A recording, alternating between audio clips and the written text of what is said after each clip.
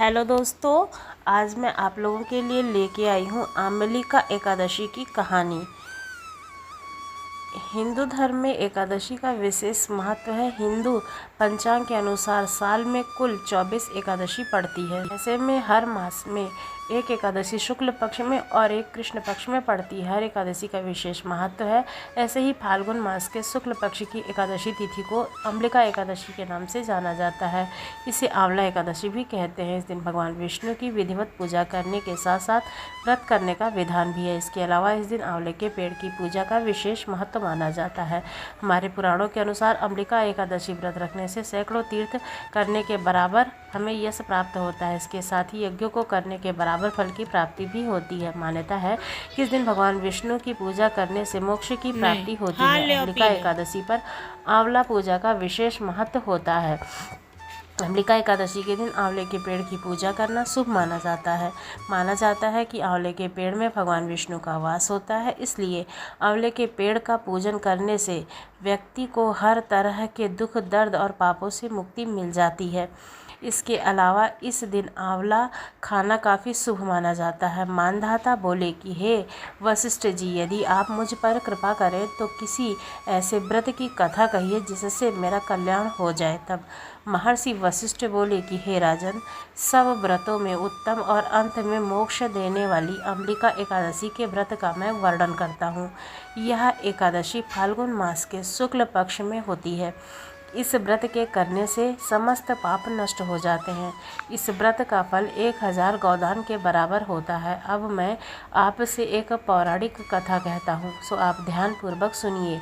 एक विष नाम का नगर था, जिसमें ब्राह्मण, क्षत्रिय, वैश्य और शूद्र चारों वर्ण के लोग रहा करते थे। उस नगर में सदैव वेद ध्वनि गूंजा करती थी तथा पापी, दुराचारी और नास्तिक उस नगर में कोई भी नहीं था। उस नगर में चैत्रथ नाम का चंद्रवंशीय राजा राज्य करता था। वह अत्यंत विद्वान और धर्मी था। उस नगर में कोई भी व्यक्ति दरिद्र व कंजूस नहीं था। सभी नगरवासी विष्णु भक्त थे और आबाल वृद्ध, स्त्री पुरुष एकादशी का व्रत किया करते थे। एक समय फाल्गुन मास के शुक्ल पक्ष की अम्बिका एकादशी आई। उस दिन राजा, प्रजा तथा बाल वृद्ध सब ने हर्षपूर्वक व्रत किया है। राजा अपनी प्रजा के साथ मंदिर में जाकर पूर्ण कुंभ स्थापित करके धूप, दीप, नैवेद्य, पंच रत्न आदि से धात्री आंवले का पूजन करता था और इस प्रकार स्तुति करने लगा। हे धात्रिय, तुम ब्रह्म स्वरूपा हो, तुम ब्रह्मा जी द्वारा उत्पन्न हुए हो और समस्त पापों का नाश करने वाले हो। तुमको नमस्कार है। अब तुम मेरा अर्घ्य स्वीकार करो। तुम श्री रामचंद्र जी द्वारा सम्मानित भी हो। मैं आपकी प्रार्थना करता हूँ, अतः आप मेरे समस्त पापों का नाश करो। उस मंदिर में सबने रात्रि को जागरण भी किया। राजा के समय वहाँ जिस समय पूजा कर रहा था रात को, उस समय वहाँ पर एक बहलिया भी आया जो अत्यंत पापी और दुराचारी था। वह अपने कुटुंब का पालन जीव हत्या करके किया करता था। भूख और प्यास से अत्यंत व्याकुल हुआ बहलिया इस जागरण को देखने के लिए मंदिर के कोने में बैठ गया और विष्णु भगवान तथा एकादशी महात्मा की कथा सुनाने लगा। इस प्रकार अन्य मनुष्यों की भांति उसने भी सारी रात जागरण में बिता दी। प्रातःकाल होते ही सब लोग अपने घर चले गए तो बहलिया भी अपने घर चला गया। घर जाकर उसने भोजन किया। कुछ समय बीताने के पश्चात उस बहलिए की मृत्यु हो गई, मगर उस अम्बिका एकादशी के व्रत तथा जागरण से उसने राजा विदुरथ के घर जन्म लिया और उसका नाम वसुरथ रखा गया। युवा होने पर वह चतुरंगनी सेना के सहित तथा धन्य धान्य से युक्त होकर 10,000 ग्रामों का पालन करने लगा। वह तेज से सूर्य के समान, क्रांति में चंद्रमा के समान, वीरता में भगवान विष्णु के समान और क्षमा में पृथ्वी के समान था। वह अत्यंत धार्मिक, सत्यवादी, कर्मवीर और विष्णु भक्त था। वह प्रजा का समान भाव से पालन करता था। दान देना उसका नित्य कर्तव्य था। एक दिन राजा शिकार खेलने के लिए गया। दैव योग से वह मार्ग भूल गया और दिशा ज्ञान न होने के कारण उसी वन में एक वृक्ष के नीचे सो गया। थोड़ी देर बाद पहाड़ी मलेच्छ वहां पर आ गए और राजा को अकेला देखकर मारो मारो शब्द कहते हुए राजा की ओर दौड़े। मलेच्छ कहने लगे कि इसी दुष्ट राजा ने हमारे माता पिता पुत्र पौत्र आदि अनेक संबंधियों को मारा है तथा देश से निकाला दिया है, अतः इसको अवश्य मारना चाहिए। ऐसा कहकर वे मलेच्छ उस राजा को मारने दौड़े और अनेक प्रकार के अस्त्र शस्त्र उसके ऊपर फेंके। ये सब अस्त्र शस्त्र राजा के शरीर पर गिरते ही नष्ट हो जाते और उनका वार पुष्प के समान प्रतीत होता। अब उन मलेच्छों ने अस्त्र शस्त्र उल्टा उन्हीं पर प्रहार करने लगे, जिससे वे मूर्छित होकर के गिरने लगे। उसी समय राजा ने शरीर से एक दिव्य स्त्री उत्पन्न हुई। वह स्त्री अत्यंत सुंदर थी। उसकी भ्रुकुटी लेकिन टेढ़ी थी। उसकी आंखों में लाल लाल अग्नि निकल रही थी, जिससे वह दूसरे काल के समान प्रतीत हो रही थी। वह स्त्री मलेच्छ को मारने दौड़ी और थोड़ी ही देर में उसने सब मलेच्छों को काल के गाल में पहुंचा दिया। जब राजा सोकर उठा तो उसने मलेच्छों को मरा हुआ देखकर कहा कि इन शत्रुओं को किसने मारा है? इस वन में मेरा कौन हितैषी रहता है? वह ऐसे विचार कर ही रहा था कि आकाशवाणी हुई, हे राजन, इस संसार में विष्णु भगवान के अतिरिक्त कौन तेरी सहायता कर सकता है? इस आकाशवाणी को सुनकर राजा अपने राज्य में आ गया और सुखपूर्वक राज्य करने लगा। महर्षि वशिष्ठ बोले कि हे राजन, यह अम्लिकी एकादशी के व्रत का प्रभाव है। जो मनुष्य इस अम्लिकी एकादशी का व्रत करते हैं वे प्रत्येक कार्य में सफल होते हैं और अंत में विष्णु लोक को जाते हैं।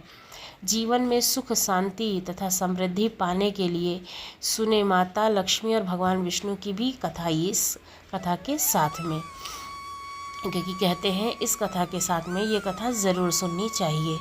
एक समय भगवान विष्णु धरती भ्रमण के लिए जा रहे थे। तब माता लक्ष्मी ने भी भगवान विष्णु के साथ धरती भ्रमण के लिए साथ चलने की इच्छा प्रकट की। तब भगवान विष्णु ने माता लक्ष्मी से कहा कि वे उनके साथ चल सकती हैं, लेकिन उनकी एक शर्त है। जब माता लक्ष्मी ने भगवान विष्णु से उनकी शर्त पूछी तब भगवान विष्णु ने उत्तर दिया कि धरती पर चाहे कैसी भी स्थिति क्यों ना हो, लेकिन उन्हें उत्तर ही दिशा में नहीं देखना होगा। माता लक्ष्मी ने भगवान विष्णु की शर्त मान ली और उनके साथ चल पड़ी। जब भगवान विष्णु और माता लक्ष्मी धरती पर भ्रमण कर रहे थे तब माता लक्ष्मी की नज़रें उत्तर दिशा की तरफ गईं। वहाँ इतनी ज़्यादा हरियाली और मनमोहक बगीचे थे कि माता लक्ष्मी स्वयं को रोक नहीं पाई और बगीचे की तरफ चल पड़ी। बगीचे से उन्होंने एक फूल तोड़ा और वापस भगवान विष्णु के पास आ गईं। भगवान विष्णु माता लक्ष्मी को देखते ही रो पड़े। तब माता लक्ष्मी को विष्णु जी की शर्त याद आई और उनको एहसास हुआ कि उन्होंने गलती की है। भगवान विष्णु ने कहा कि बिना किसी से पूछे उनकी किसी भी चीज़ को छूना या उपयोग करना अपराध है। माता लक्ष्मी ने भगवान विष्णु से अपने लिए माफ़ी मांगी, लेकिन भगवान विष्णु ने कहा कि यदि आपकी गलती की माफ़ी तो सिर्फ बगीचे का मालिक ही दे सकता है। तब भगवान विष्णु ने कहा कि माता लक्ष्मी को माली के घर दासी बनकर रहना होगा। भगवान विष्णु के वचन सुनते ही माता लक्ष्मी ने तुरंत ही एक गरीब स्त्री का वेश धारण किया और माली के घर चली गई। माली ने भी माता लक्ष्मी को गरीब स्त्री समझकर काम पर रख लिया और उनसे अपने खेत और घर से बहुत काम कराया। लेकिन जब माली को पता चला कि वो गरीब स्त्री कोई और नहीं बल्कि माता लक्ष्मी है, तब वो अपराध भाव के कारण रोने लगा और उसने माता लक्ष्मी से प्रार्थना की कि जो भी उनके साथ किया है उसके लिए माता उनको माफ़ करें। तब माता लक्ष्मी ने मुस्कुराते हुए माली से कहा कि जो भी हुआ वो नियति थी, उसमें तुम्हारा कोई दोष नहीं है। लेकिन माली ने जिस तरह से लक्ष्मी जी को अपने घर का सदस्य समझकर उनसे व्यवहार किया था, इसके लिए माता लक्ष्मी ने उस माली को आजीवन सुख समृद्धि से परिपूर्ण रहने का आशीर्वाद प्रदान किया। उन्होंने कहा कि अब जीवन में उनको और उनके परिवार को किसी भी तरह का दुख नहीं भोगना पड़ेगा। इसके बाद में माता लक्ष्मी विष्णु लोक को वापस चली आती हैं, घर की सारी दुख दरिद्रता दूर करने हेतु। अब साथ में ये कथा भी सुने। प्रभु श्री कृष्ण ने गोपियों के साथ बहुत सी लीलाएं की। श्री कृष्ण गोपियों की मटकी फोड़ते और माखन चुराते और गोपियां श्री कृष्ण का उल्हाना लेकर के यशोदा मैया के पास में जाती थी। ऐसा बहुत बार हुआ। एक बार की बात है कि यशोदा मैया प्रभु श्री कृष्ण के उल्हानों से तंग आ गई थी और छड़ी लेकर के श्री कृष्ण की ओर दौड़ी। तब प्रभु ने अपनी मैया को क्रोध में देखा तो वह अपना बचाव करने के लिए भागने लगे। भागते भागते श्री कृष्ण एक कुम्हार के पास पहुँचे। कुम्हार तो अपने मिट्टी के घड़े बनाने में व्यस्त था, लेकिन जैसे ही कुम्हार ने श्री कृष्ण को देखा तो वह अत्यंत प्रसन्न हुआ। कुम्हार जानता था कि श्री कृष्ण साक्षात परमेश्वर हैं, पर प्रभु ने कुम्हार से कहा कि कुम्हार जी, आप मेरी मैया मुझ पर बहुत क्रोधित हैं, लेकिन मैया छड़ी लेकर के आई हैं मेरे पीछे पीछे। भैया मुझे कहीं छिपा लो। तब कुम्हार ने श्री कृष्ण को एक घड़े में जो है रख करके छिपा दिया। कुछ ही क्षणों में मैया यशोदा वहाँ आ गई और कुम्हार से पूछने लगी, क्यों रे कुम्हार, तुमने मेरे कन्हैया को कहीं देखा है क्या? कुम्हार ने कहा, नहीं मैया, मैंने तो कन्हैया को कहीं नहीं देखा। श्री कृष्ण यह सब बड़े ही चाव से घड़े के नीचे छुपकर बैठे सुन रहे थे। मैया तो वहाँ से चली गई। अब प्रभु श्री कृष्ण कुम्हार से कहते हैं, कुम्हार जी, यदि मैया चली गई हो तो मुझे इस घड़े से बाहर निकालो। कुम्हार बोला, ऐसे नहीं प्रभु, पहले मुझे 84 लाख योनियों के बंधन से मुक्त करने का वचन दो। भगवान मुस्कुराए और कहा कि ठीक है, मैं तुम्हें 84 लाख योनियों से मुक्त करने का वचन देता हूँ, अब तो मुझे बाहर निकाल दो। कुम्हार कहने लगा, मुझे अकेले नहीं प्रभु, मेरे परिवार के सभी लोगों को भी 84 लाख योनियों के बंधन से मुक्त करने का वचन दो, तभी मैं आपको घड़े से बाहर निकालूंगा। प्रभु जी कहते हैं, चलो ठीक है। उसको भी 84 लाख योनियों के बंधन से मुक्त होने का वचन दे दिया। अब तो मुझे घड़े से बाहर निकालो। अब कुम्हार कहता है, बस प्रभु जी, एक विनती और है, उसे भी पूरा करने का वचन दे दो तो मैं आपको घड़े से बाहर निकाल लूँगा। भगवान बोले, वो भी तो बताओ कि क्या चाहते हो तुम। कुम्हार कहने लगा, प्रभु जी, जिस घड़े के नीचे आप छुपे बैठे हो उसकी मिट्टी मेरे बैलों के ऊपर लाद के लाई गई है। मेरे इस बैलों को भी 84 के बंधन से मुक्त करने का वचन दो। भगवान कुम्हार के प्रेम पर प्रसन्न होकर उन बैलों को भी 84 के बंधनों से मुक्त होने का वचन देते हैं। प्रभु बोले, अब तो तुम्हारी सब इच्छाएं पूर्ण हो गई हैं, अब तो मुझे घड़े से बाहर निकाल लो। अब कुम्हार कहता है, अभी नहीं प्रभु, बस एक अंतिम और इच्छा है, उसे भी पूरा कर दीजिए। और वह क्या है? जो भी प्राणी हम दोनों के बीच के इस संवाद को सुनेगा उसे भी आप 84 लाख योनियों के बंधन से मुक्त होने का वचन दो। बस यह वचन दे दो कि मैं आपको इस घड़े से बाहर निकाल दूंगा। कुम्हार की प्रेम भरी बातों को सुनकर प्रभु श्री कृष्ण बहुत खुश हुए और कुम्हार की इस इच्छा को भी पूरा करने का वचन दे दिया। फिर कुम्हार ने बाल श्री कृष्ण को घड़े से बाहर निकाल दिया, उनके चरणों में साष्टांग दंडवत प्रणाम किया, प्रभु जी के चरण धोए और चरणामृत लिया, अपनी पूरी झोपड़ी में चरणामृत का छिड़काव किया। प्रभु जी के गले लगकर इतना रोए कि प्रभु जी में वे विलीन हो गए। जरा सोचो, बाल श्री कृष्ण 7 कोस लंबे चौड़े गोवर्धन पर्वत को अपनी 21 उंगलियों पर, एक कानी उंगली पर उठा सकते हैं, तो क्या वे घड़े को नहीं उठा सकते थे? लेकिन बिना प्रेम रीझे नहीं नटवर नंद किशोर। कोई कितने भी यज्ञ करे, अनुष्ठान करे, कितना भी दान करे, चाहे कितनी भी भक्ति करे, लेकिन जब तक मन में प्राणी के मात्र प्रेम नहीं होगा, भगवान उसे कभी नहीं मिलते हैं। और जो प्रेम के साथ प्रभु श्री कृष्ण का नाम लेता है उसका सदैव उद्धार होता है, वैकुंठ की प्राप्ति होती है। अब आइए सुनते हैं जय विजय की कथा साथ में। एक बार सनत सनातन सनंदन सनत कुमार, ये चारों सनकादिक ऋषि कहलाते हैं और देवताओं के पूर्व माने जाते हैं। पूर्वज यानी कि संपूर्ण लोगों में से विरक्त होकर चित्त शांति के लिए भगवान विष्णु के दर्शन करने हेतु उनके वैकुंठ लोक में गए। वैकुंठ के द्वार पर जय और विजय नाम के 2 द्वारपाल पहरा दिया करते थे। जय और विजय ने इन सनकादिक ऋषियों के द्वार पर ही रोक लिया और वैकुंठ लोक के भीतर जाने से मना कर दिया। उनके इस प्रकार मना करने पर सनकादिक ऋषियों ने कहा, अरे मूर्खों, अब तो हम भगवान विष्णु के परम भक्त हैं, हमारी गति कहीं भी नहीं रुकती है, हम देवाधिदेव के दर्शन करना चाहते हैं, तुम हमें उनके दर्शन से क्यों रोक रहे हो? तुम लोग तो भगवान की सेवा में रहते हो, तुम्हें तो उन्हीं के समान समदर्शी होना चाहिए। भगवान का स्वभाव परम शांतिमय है, तुम्हारा स्वभाव भी वैसा होना चाहिए, हमें भगवान विष्णु के दर्शन के लिए जाने दो।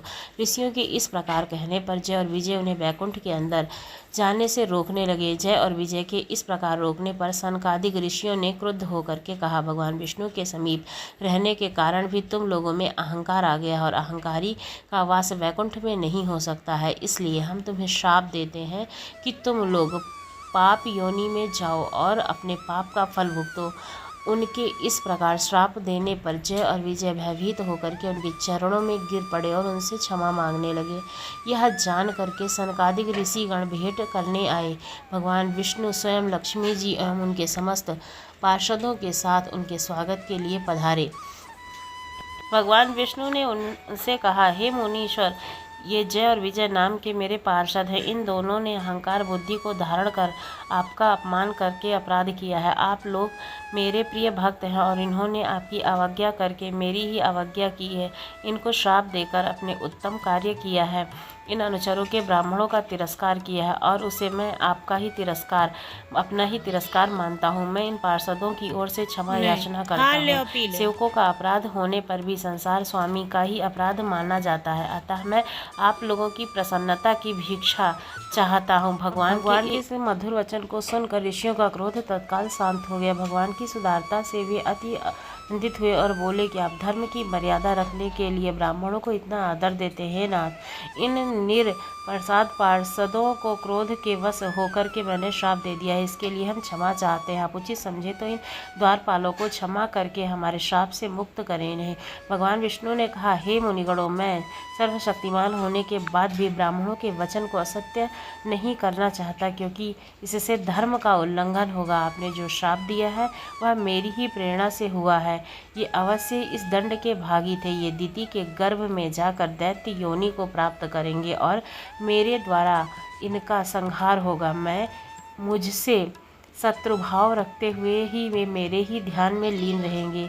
मेरे द्वारा इनका संहार होने के बाद ये पुनः इस धाम में वापस आएंगे। तो इस प्रकार प्रभु ने ब्राह्मणों को, अपने भक्तों को मान सम्मान दिया और उनके वचनों का मान रखते हुए अपने ही दूतों जय और विजय को पृथ्वी लोक पर आने के लिए विवश होना पड़ा। तो आपको ये सारी कहानियाँ कैसी लगी ज़रूर बताइए। यदि अच्छी लगी हो तो हमारे चैनल को सब्सक्राइब करना ना भूलिए। धन्यवाद।